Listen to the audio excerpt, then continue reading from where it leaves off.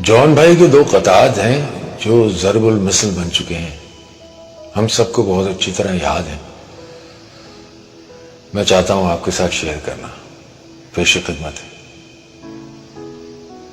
अजब था उसकी दिलदारी का अंदाज, अजब था उसकी दिलदारी का अंदाज, वो बरसों बाद जब मुझसे मिला है।